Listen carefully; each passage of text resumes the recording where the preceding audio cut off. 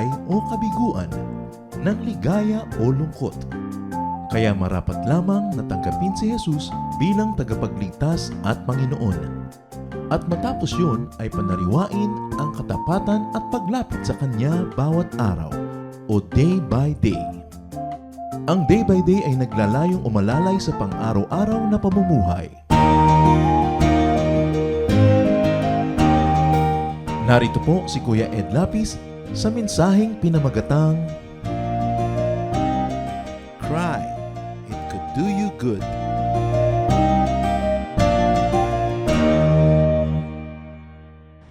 Kailan po kayo huling umiyak dahil sa may nagawang mali?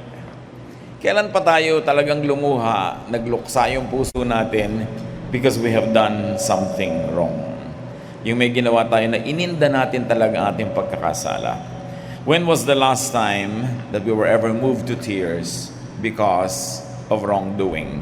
Yan po ang ating pag-aaral ngayon. Pinabuhitan natin, Cry, it could do you good. Salamat Panginoon dahil kayo ay Diyos na mabuti sa amin. At salamat dahil binigyan nyo kami ng konsyensya, binigyan nyo kami Lord ng damdamin na madaling makausap ninyo kung kami ay nagkakasala. We pray, Father, that you may forgive us our sins, cleanse us. We pray that you will speak to us powerfully, that we may learn how to cry again when we commit mistakes. Teach us to be reacquainted with our emotion, with your spirit that resides in our hearts, so that we may be sensitive to your leading, especially that we may be sensitive to error. Lord, we thank you for this opportunity to worship you, and we ask you to be our speaker. Give us a simple message that we can apply to our daily lives. Lead us, be our speaker. In the name of Jesus, your Son, we pray with thanksgiving. We'll be reading an episode that's very familiar to many of us when Peter had to deny Jesus in the house of the high priest. Mark 14:66 to 67. While Peter was still in the courtyard, a servant girl of the high priest came up and saw Peter warming himself by the fire. She stared at him and said, "You were with Jesus from Nazareth."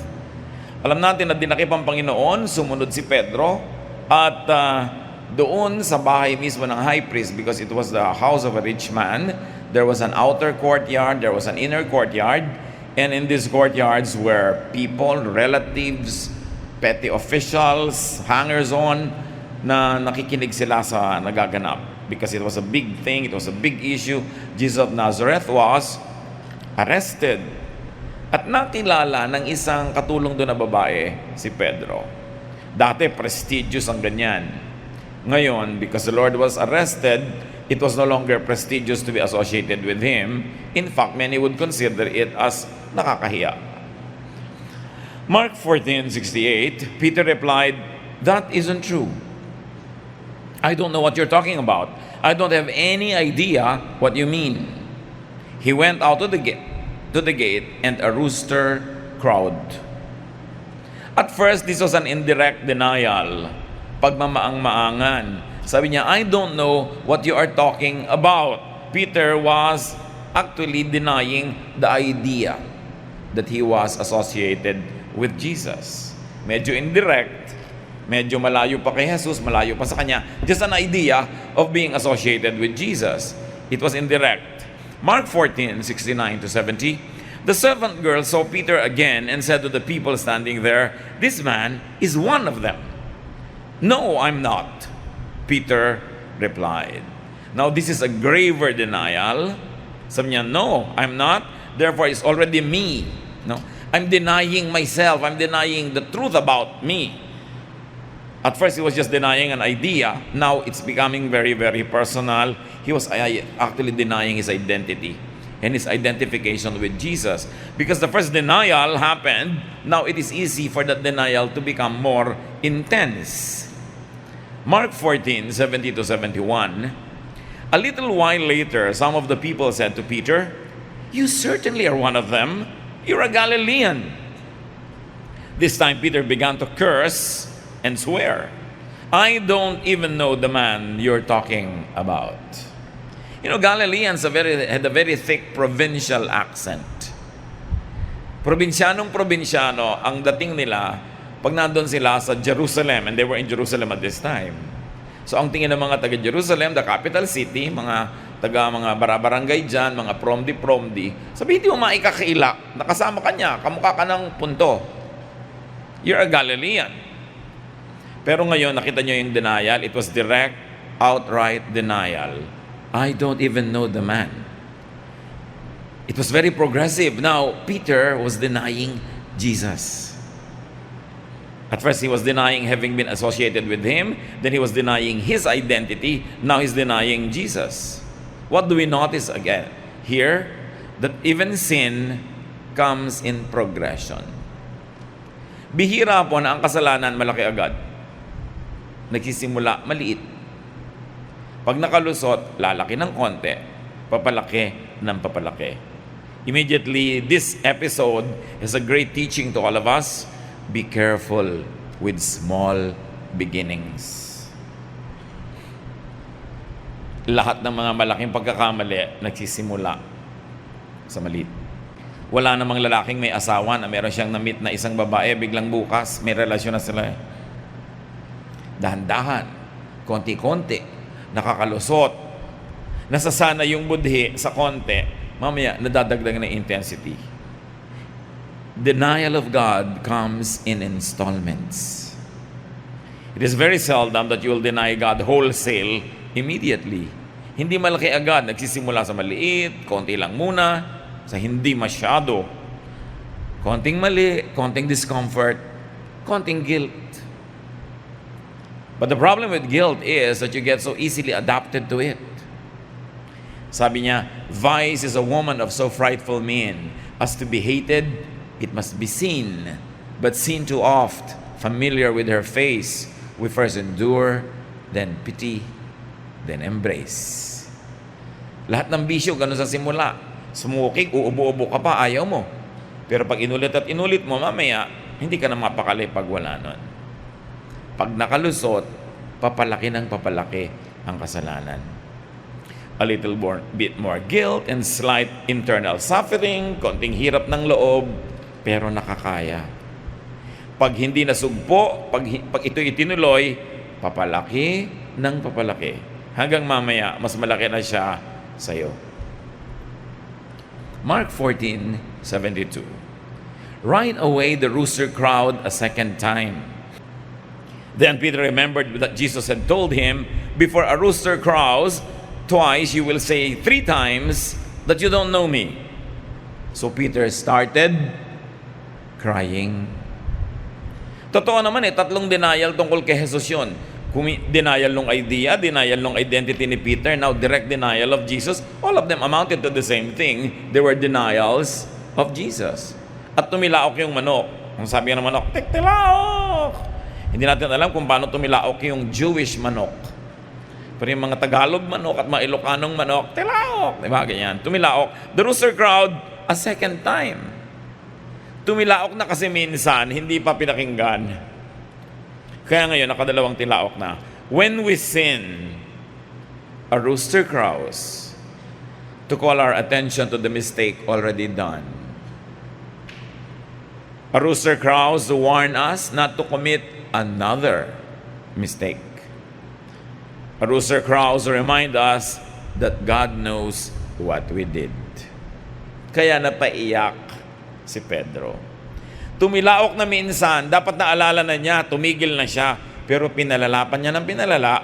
So nakatatlong denial siya bago nakadalawang tilaok ang manok. Who or what is your rooster? Let's stop talking about Peter and begin to talk about ourselves. Because it's not only Peter who denies the Lord. This denial keeps happening. Your rooster could be the person or persons that you have wronged.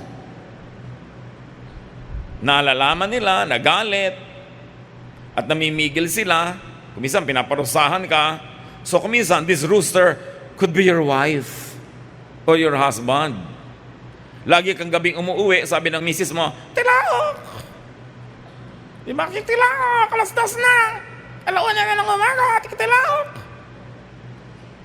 So naiinis ka naman, gusto mong laegan yung tumitilaok mong manok. Pero ang totoo, dapat ka makinig. Kasi hindi naman titilaok yan kung walang dahilan. Meron ba namang nagnanag na walang dahilan? Ting may nagger, merong dapat inag. Hindi siya lang may kasalanan nun. Nagging is a reaction to being ignored. So tilaok yun. It could be your mother. Mag-aral ka na, puro ka computer, puro ka Facebook, tilaok, sabi ng nanay. Diba? It could be an auditor. Sinasabi siya, uy, may nawawala kang fund ha. Tilaok. Maraming tilaok eh. Yung tilaok can come from your partner in crime. You know, this crowing of the rooster doesn't only come from the aggrieved party. It could also come from your partner in crime. Sinisingil ka. Itinatali ka. May asawa kang tao, 3 beses ka nang nakikipag-date sa babaeng ito. Gusto na niya ng engagement ring. Nagseselos na siya sa Valentine's Day kasama mong misis mo. Ang kapal. Siya na ngayon ang may gana magselos. Tilaok yun. Binablockmail ka na, pinaparusahan ka, lalo kang inilulubog. It is a rooster crowing, tell you that you have done something wrong. Hindi naman mangyayari yun kung hindi mo siya ginawang partner in crime. The rooster crows, it could be the results of your very sin. Maybe it's a trouble coming your way, suffering, complications, even illness. Tilaok din yan. Dapat ka makinig. Sobrang kahaliwan nag-i-smoke, yung lungs mo nagkakaroon na ng sakit. Malaking tilaok yan.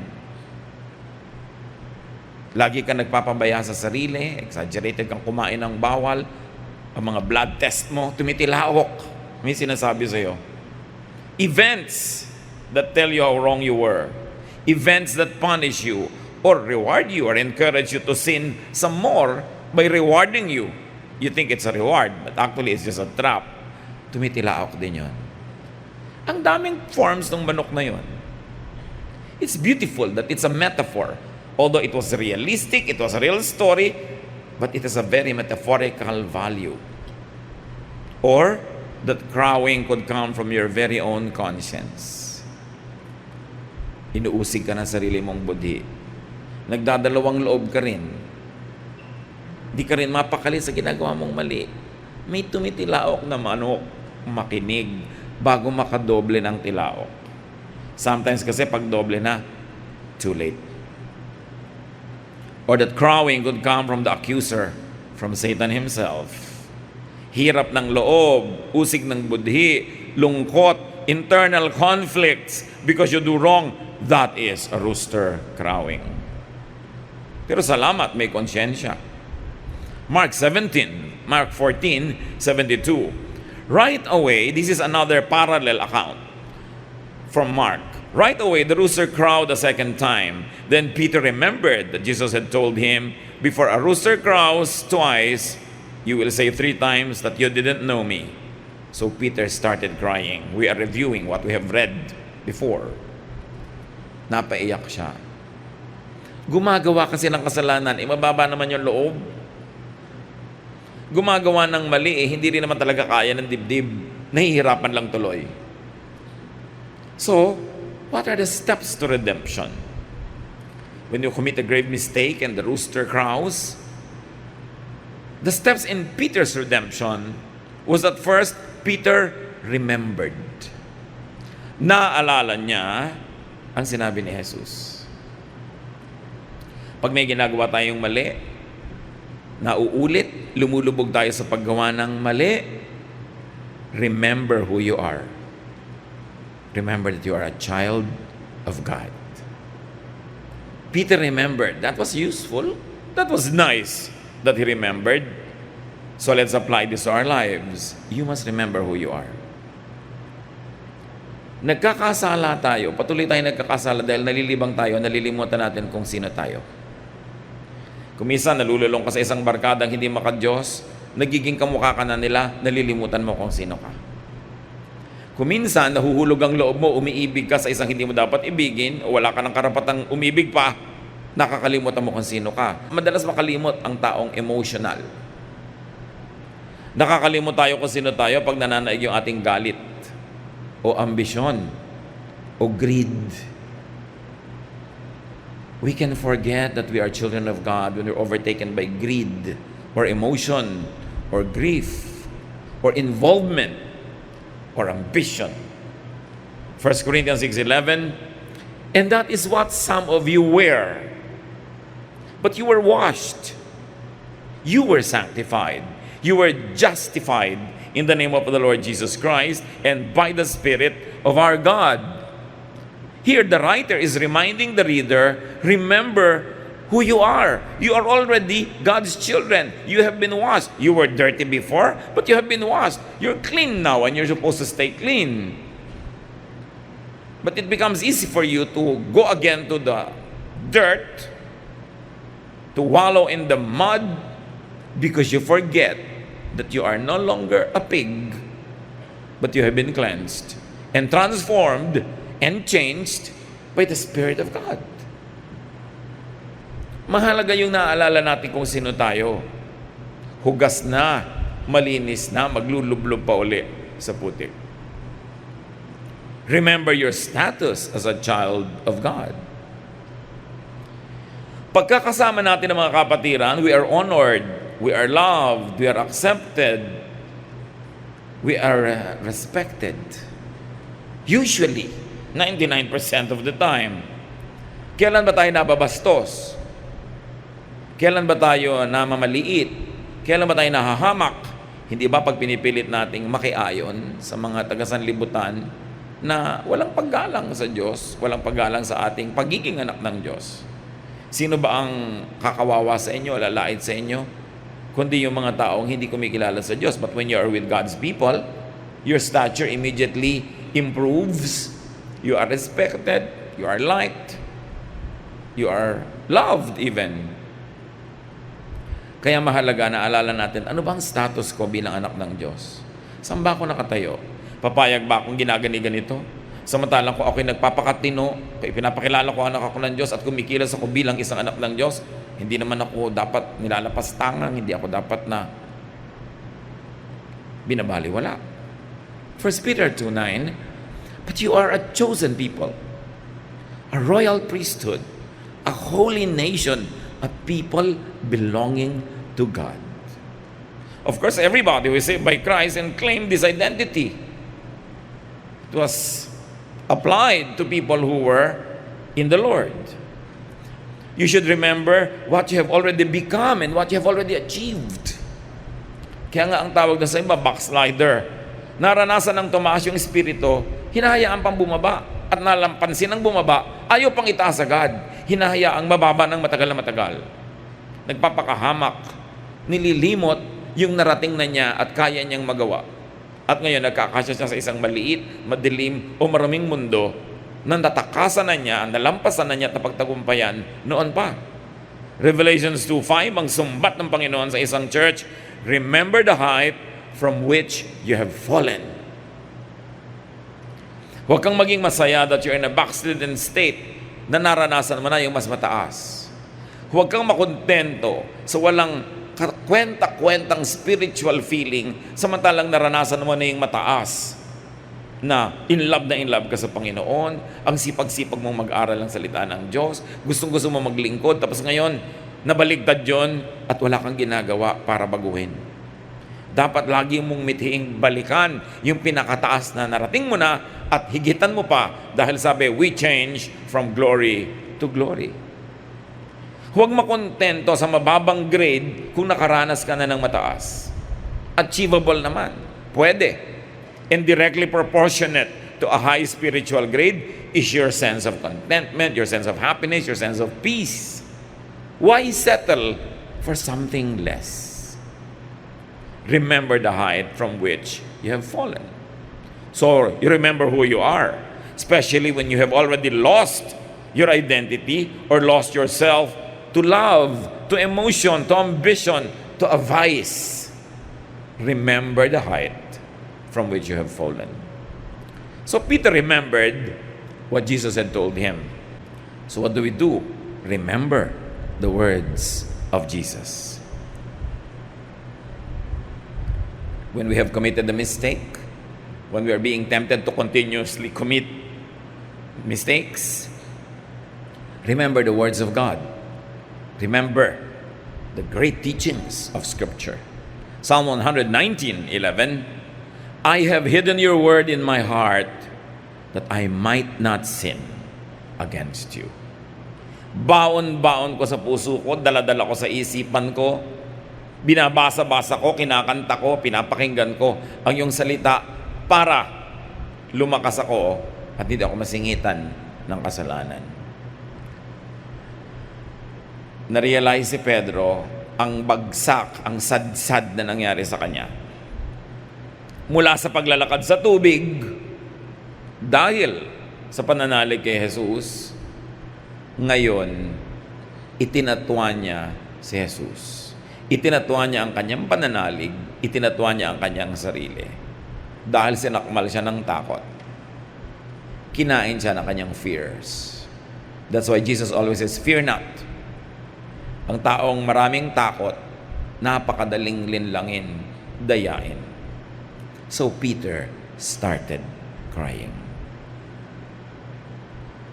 Kahit tayo, na-realize mong may mali ka talaga, cry. Be sorry. There's nothing wrong with crying. That's why God gave us our lacrimal glands, the glands in the eyes that make tears. Para talaga yan dyan. Feeling bad could open the door for correction. So if you feel bad about your sin, feel good that you feel bad. But feel bad if you don't feel bad anymore. Ibig sabihin, gas-gas na yung konsyensya. Wala nang nararamdaman. Nagkasala, baliwala. Nag-commit na ng adultery, sabi niya, nadadaan yan sa paligo. Ganun na lang. Nagnanakaw, sabi niya, bali, nagnanakaw din naman lahat ang iba. Hindi na nagigilty. Dapat may ganon. Feeling bad could open the door for restoration. But we must feel bad enough to want to change. It's not enough that you become remorseful. Masama ang naramdaman. Judas was remorseful, but it ended in suicide. Remorse is not enough. It must be repentance. Repentance is turning away from bad and turning towards the good again. It is turning away from Satan and turning towards God. Don't be remorseful. Repent. Remorse only makes you feel bad without helping you really. Kaya minsan, oo nga nagigilty nga ako eh. O anong ginagawa mo sa guilt mo? Kakainin mo na naman yung mga bawal sa'yo. Oo nga eh. Pero nginunguya din. O, hindi mo na naman ginagawa yung assignment mo. Oo nga eh. Maraming ganun. But it must be bad enough that you want to stop it. That you want to be changed. We should all listen to our consciences. Listen. 1 Timothy 1:19, holding on to faith and a good conscience. Some have rejected these, and so have shipwrecked their faith. Kailangan daw talagang pinapakinggan ng budhi.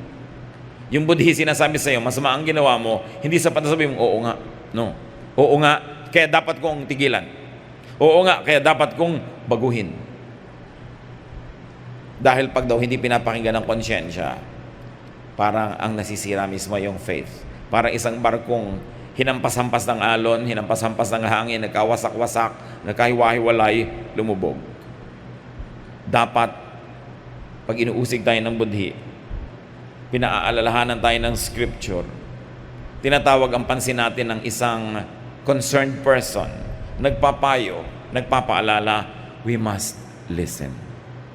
Huwag tigasan ng loob. Hebrews 3:8, do not harden your hearts as you did in the rebellion during the time of testing in the desert. Yung mga Israelites kasi ang titigas ng loob. Kaya ang Panginoon, kumisa pinapatoka sila sa ahas. Meron naman mga pamilya, angkan-angkan, nilulo ng disyerto, buhay pa. Sari-sari ang mga naramdasan nila kasi matitigas ang loob. Lahat tayo nagkakasala. Pero ang mahalaga, malambot ang loob mo. That you feel bad enough that you want to be corrected by God's Spirit. We all commit mistakes, but not everybody gets restored because not everybody who commits mistakes repent. Many are remorseful, but that is not enough. It is not enough to acknowledge that you do wrong or you are short of the standards, but you must reach out to God so you could be taken out of that hole so that we can be restored. So do you still cry over grave sins? Sometimes the heart can cry without tears, but do you cry without tears?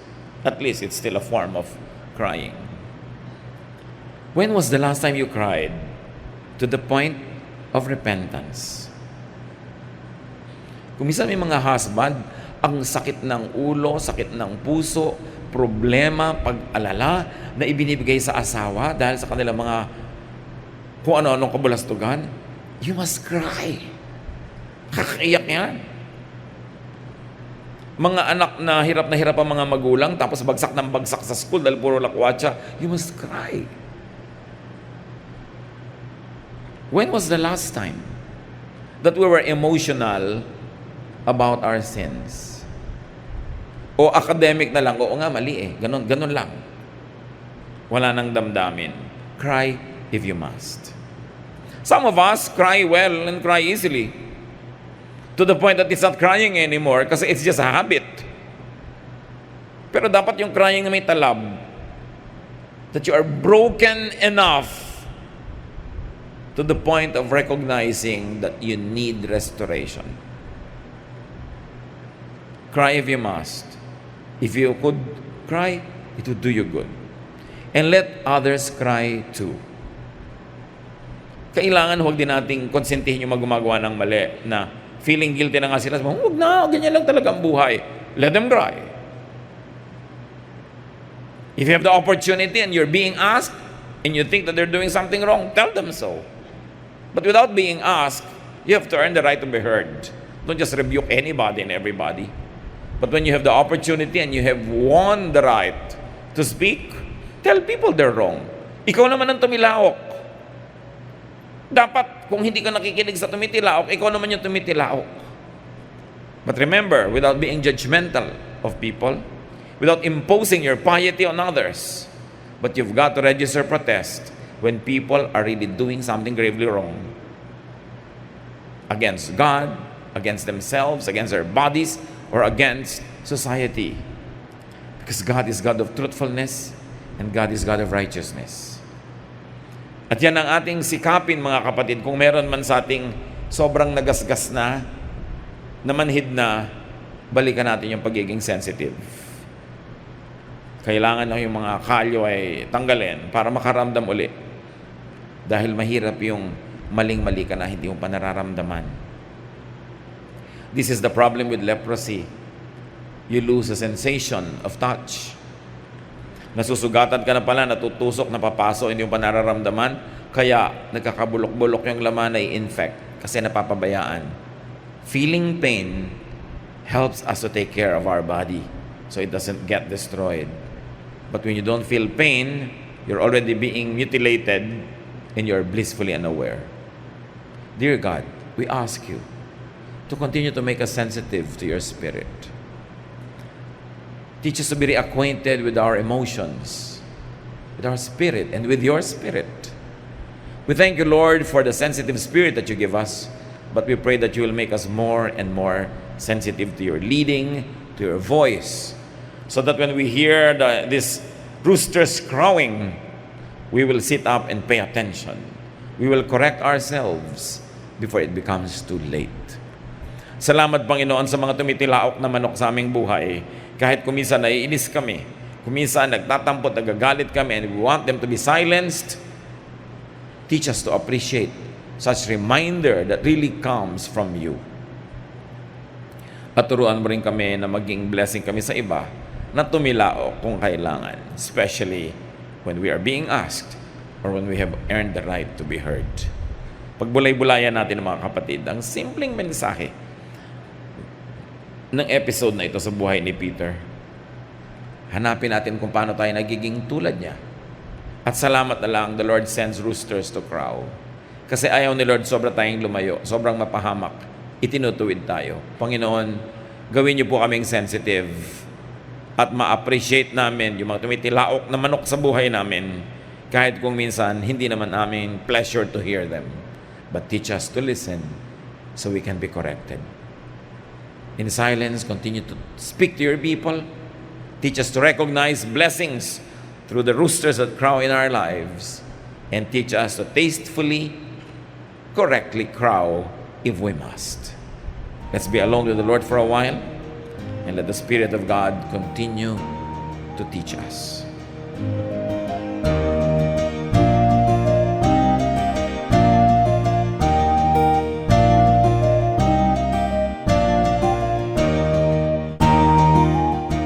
Ang katatapos pong mensahe ni Kuya Ed Lapis ay pinamagatang Cry, It Could Do You Good.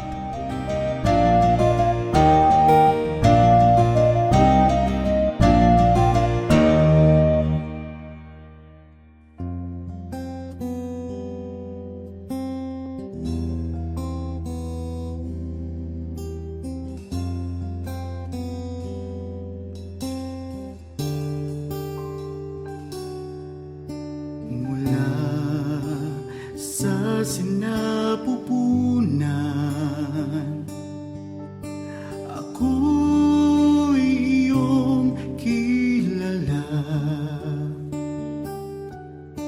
Wala na ngang iba, sa inyo'y hihigit pa. Panginoon, tapat, dakila ka. Kayo lang ang pupurihin at siyang tatanghalin, pagkat kay buti-buti niyo sa akin. Ang pag-ibig na sadyang kay ganda, mga pangako niyo'y gabay sa aking daan. Walang makapapantay sa anak ninyong alay. Ang pag-ibig niyo'y sapat kailan pa man.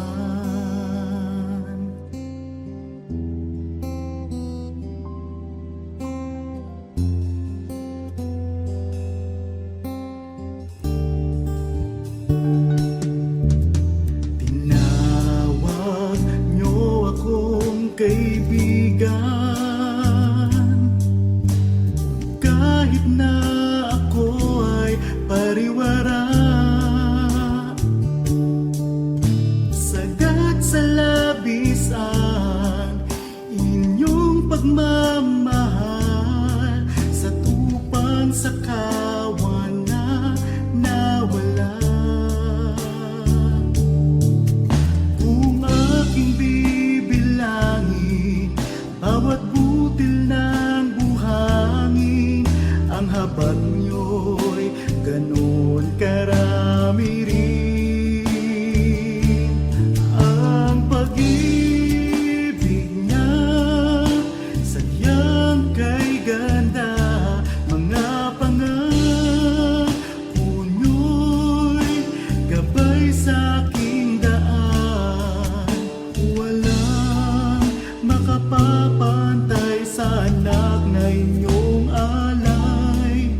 Ang pag-ibig niyo'y sapat kailan pa man. Paano ba masusukat taas, lalim, layo't lawak ng pag-ibig niyong sadyang walang hanggan, walang hanggan. Ang pag-ibig na sadyang kay ganda, mga pangako niyo'y gabay sa aking daan. Walang makapapantay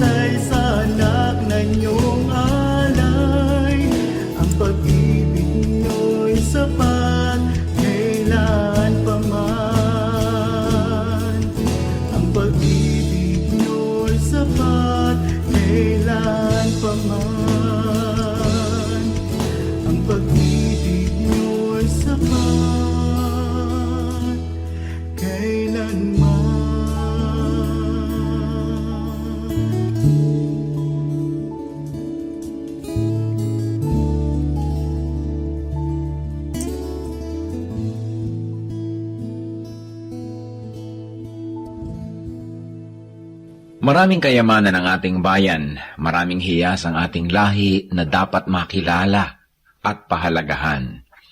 Kadalasan meron po tayong parang mababang pagtingin sa ating sarili, sa ating mga ninuno, sa ating mga katutubo, at ito marahil ay dahil lamang sa kulang tayo sa impormasyon o kaalaman, kulang tayo sa pagkilala, kaya hindi natin nakasanayan at kung minsan hindi tayo nagagandahan.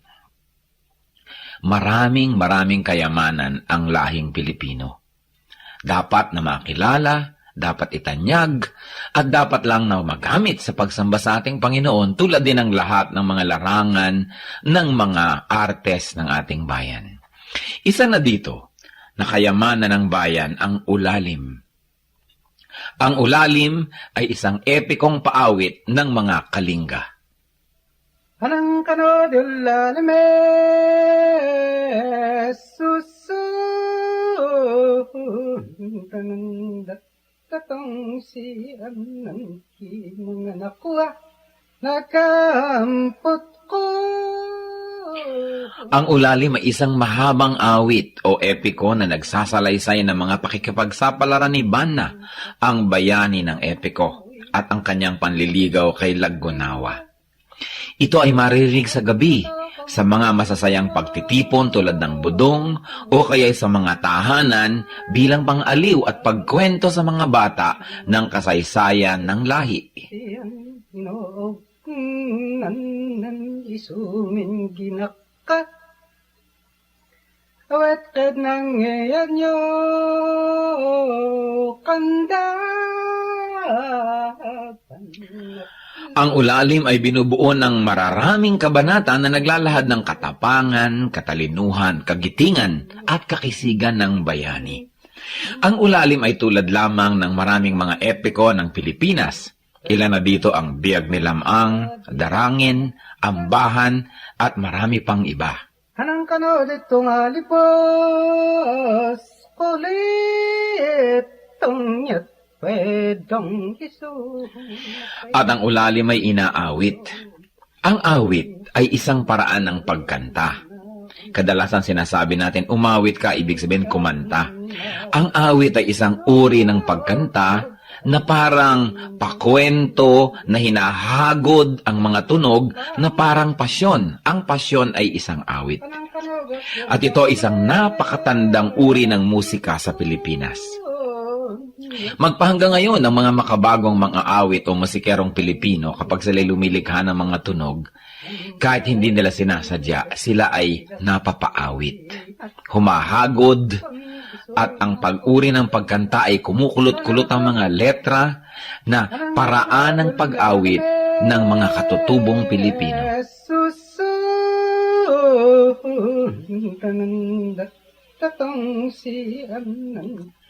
Kilalanin po natin ang mga awit, ang mga epiko ng ating bayan.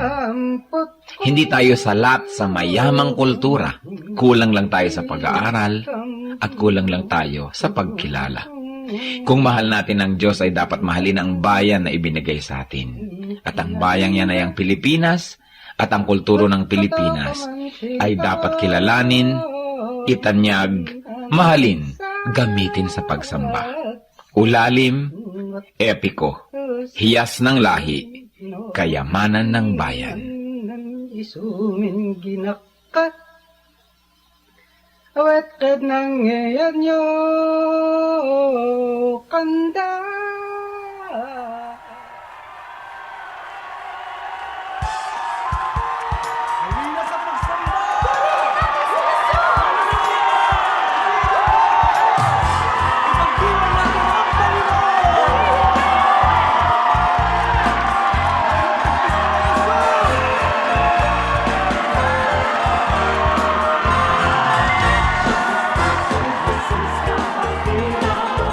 Itaas natin ang kanyang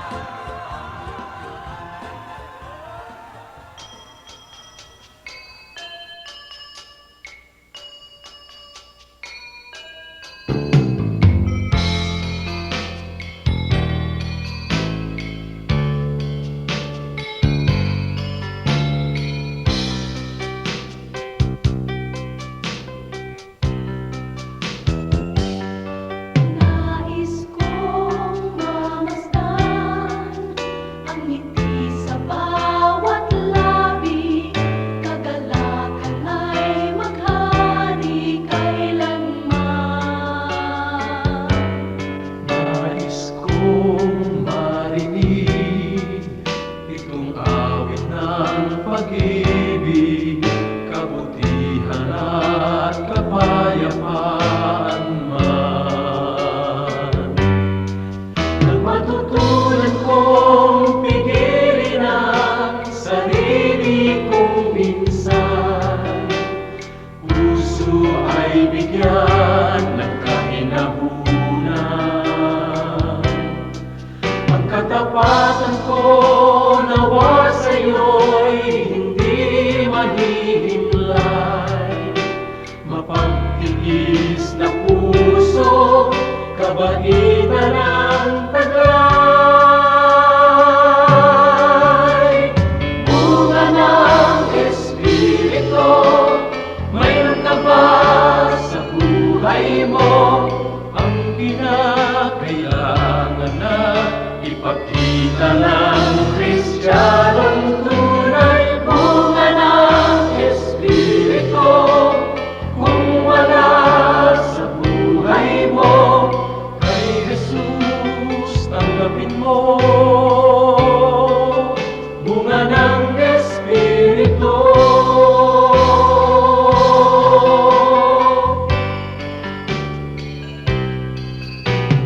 Kay Jesus tanggapin mo. Bunga ng Espiritu.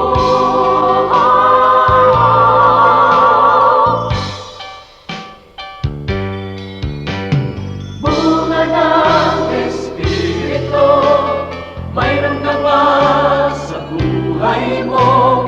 Ang kinakailangan na ipakita ng Kristiyanong tunay. Bunga ng Espiritu, kung wala sa buhay mo, kay Jesus tanggapin mo. Bunga ng Espiritu.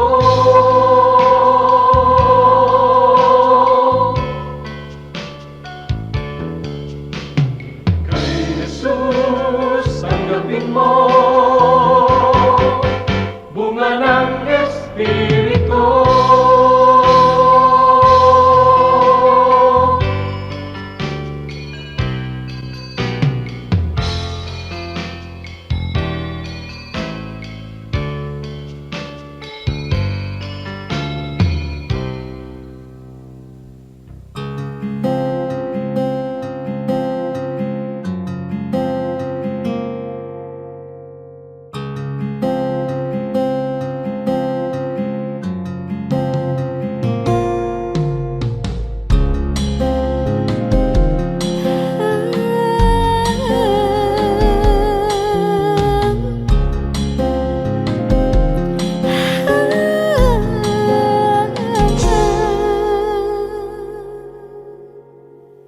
Pag-ibig mo o kailanin,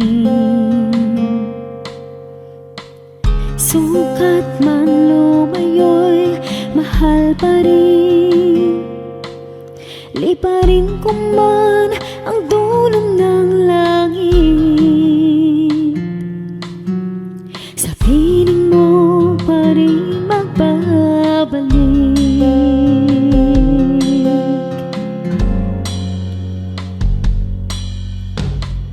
Kahit minsa'y magkasala, bakit tinuturing pa rin banal? O Jesus, kayo nag-alay ng buhay. Katwiran niyong aking tinataglay.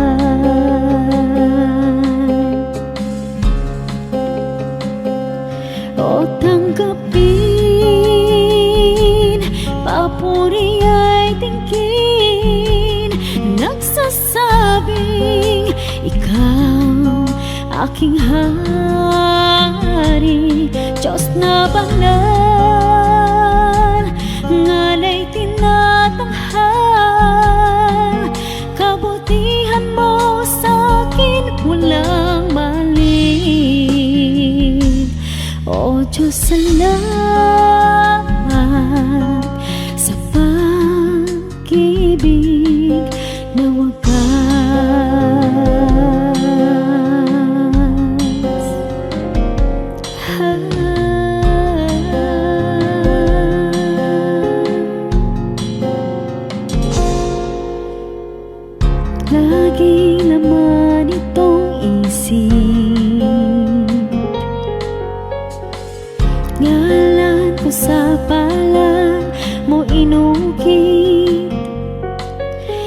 walang sino mang maaring magwala.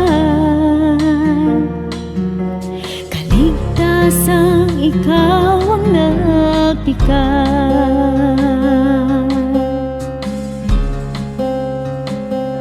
O tanggapin, papuri ay tingin, nagsasabing ikaw aking hari, Diyos na banal, ngalay tinatanghal, kabutihan mo sa'kin walang mali. O Diyos, salamat sa pag-ibig na wagas.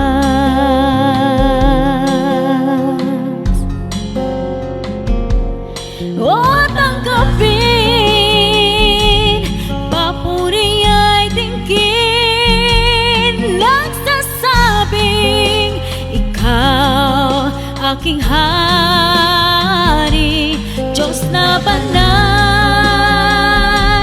ngalay tinatanghal, kabutihan mo sa'kin walang mali. O Diyos, salamat sa pag-ibig na wagas.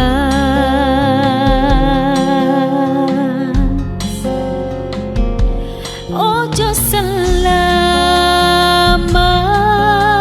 sa pag-ibig na wagas.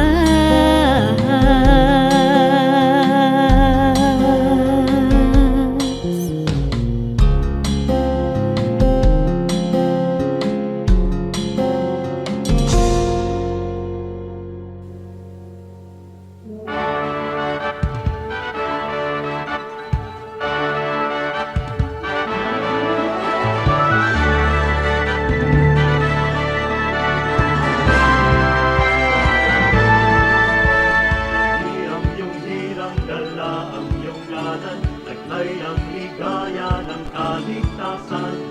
Alab ng puso sa aming dibdib ay kayo ang dahilan.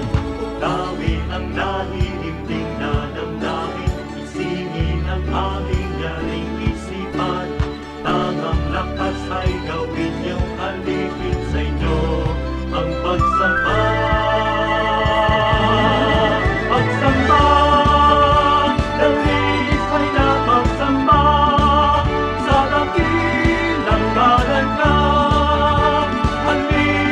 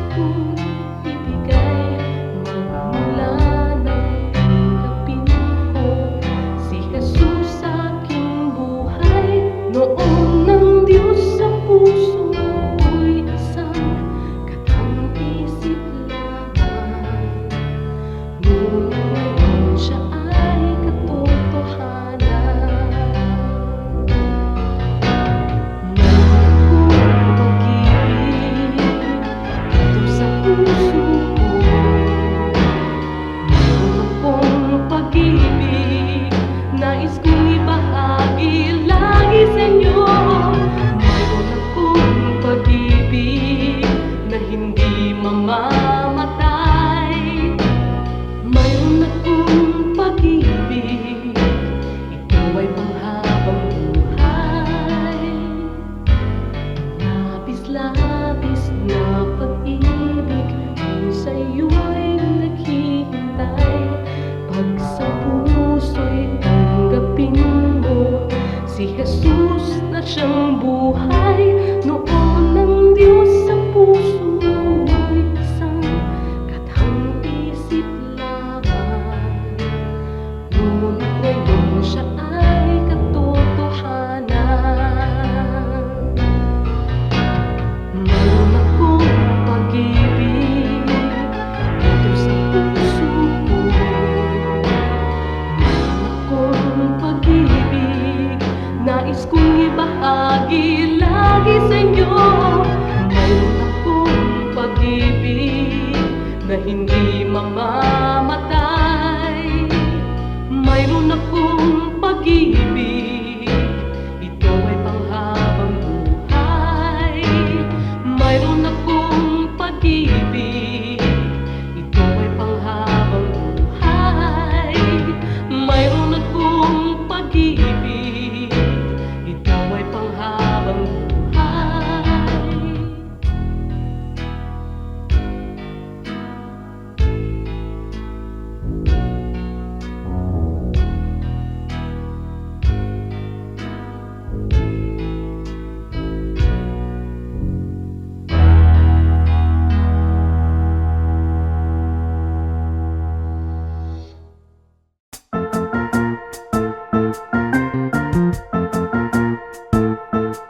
Oras na po para pansamantalang magpaalam ang programang Day by Day.